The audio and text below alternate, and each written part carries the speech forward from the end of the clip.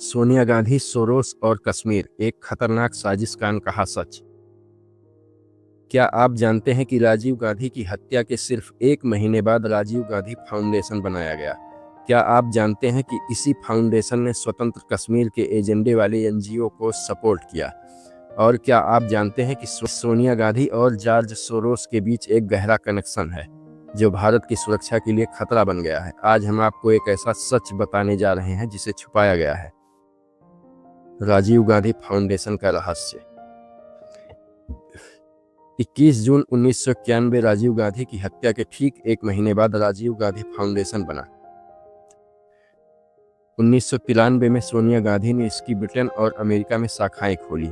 उसी साल George Soros ने अपना ओपन सोसाइटी फाउंडेशन लॉन्च किया। क्या ये सिर्फ एक संयोग है? स्वतंत्र कश्मीर का एजेंडा। दिसंबर 1994 में forum of democratic leaders in the Asia Pacific FDLAP नाम के एक एनजीओ की स्थापना हुई, जिसका मुख्य उद्देश्य था कश्मीर की स्वतंत्रता या स्वतंत्र कश्मीर। हैरानी की बात यह है कि सोनिया गांधी इसकी सह अध्यक्ष थीं और सोरोस फाउंडेशन इसका प्रमुख फंडर था। क्या यह भारत के खिलाफ एक सुनियोजित साजिश थी? कंधार हाईजैक और FBI का रोल। 1999 में कंधार विमान हाईजैक हुआ। कंधार पहुंचने से पहले विमान ईंधन भरने के लिए UAE में उतरा था। UAE के अधिकारियों ने अमेरिकी राजदूत को तो हवाई अड्डे में प्रवेश करने की अनुमति दी, लेकिन भारतीय राजदूत को नहीं। उसके बाद आतंकवादी विमान को अफगानिस्तान के कंधार ले गए, जो उस समय तालिबान के नियंत्रण में था। एक और तथ्य यह है कि रूस का मुकाबला करने के लिए अमेरिका उन दिनों तालिबान का समर्थन कर रहा था।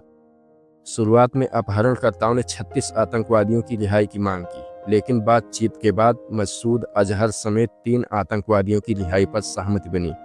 उन 36 की सूची में एक आतंकवादी लतीफ का नाम भी था, लेकिन उसे रिहा नहीं किया गया।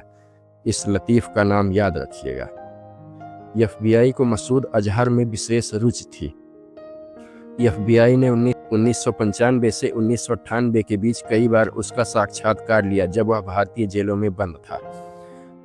साक्षात्कार किससे? आतंकवादी मसूद अजहर से। किसके द्वारा? अमेरिकी खुफिया एजेंसी FBI द्वारा। रिहा होने के बाद आतंकवादी मसूद अजहर ISI की मदद से पाकिस्तान पहुंचा और आतंकी संगठन जैश-ए-मोहम्मद की शुरुआत की, जिसका उद्देश्य भी फ्री कश्मीर है। क्या यह एक सुनियोजित ऑपरेशन था? संसद पर हमला और सोनिया गांधी का अमेरिका दौरा। जून 2001 में सोनिया गांधी अपने सहयोगियों मनमोहन सिंह, नटवर सिंह, मुरली देवगौड़ा, जयराम रमेश के साथ 5 दिनों के लिए अमेरिका गई, लेकिन वहां पहुंचने से पहले उन्होंने ब्रिटेन और आइसलैंड का दौरा किया। ये दोनों देश टैक्स हेवन हैं। अमेरिका में सोनिया गांधी ने काउंसिल ऑन फॉरेन रिलेशंस और हेनरी किसिंजर के साथ बंद कमरे में बैठक की। सोनिया गांधी के सहयोगी नटवर सिंह के मुताबिक सोनिया गांधी को वहां बहुत खास लोगों से मिलने की उम्मीद थी। ये खास लोग कौन थे, उन्होंने इसका खुलासा नहीं किया। कुछ महीने बाद 13 दिसंबर 2001 को जैश-ए-मोहम्मद के आतंकवादियों ने भारतीय संसद पर हमला किया। जब हमला हुआ तब सोनिया गांधी संसद से बाहर थी। 2004 के चुनाव जीतने के बाद सोनिया गांधी ने सरकार चलाने के लिए NAC का गठन किया। हर्ष मंदर और अरुंधति राय इस NAC का हिस्सा थे। मजे की बात यह है कि दोनों ने भारत में जॉर्ज सोरोस के लिए काम किया था।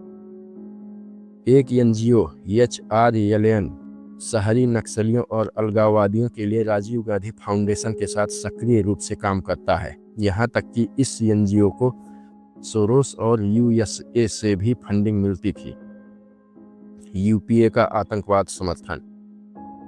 2004 में सत्ता में आने के बाद सोनिया गांधी का पहला फैसला आतंकवाद विरोधी कानून पोटा को खत्म करना था। 28 मई 2010 को UPA सरकार ने सद्भावना के तौर पर 25 आतंकवादियों को रिहा किया। सबसे चौंकाने वाली बात यह थी कि लतीफ को भी रिहा किया गया, जिसका नाम मसूद अजहर के साथ कंधार विमान हाईजैक के समय छोड़े जाने वाले आतंकवादियों के साथ लिस्ट में था, लेकिन उस समय उसे रिहा नहीं किया गया था। जनवरी 2016 को पठानकोट हमला हुआ। क्या आप जानते हैं कि उस हमले का मुख्य आतंकवादी कौन था? वही लतीफ, जिसे 2010 में UPA सरकार ने सद्भावना के तौर पर रिहा कर दिया था। क्या यह आतंकवाद को बढ़ावा देने की साजिश थी? सोनिया गांधी की गायब यात्रा रिकॉर्ड और निष्कर्ष।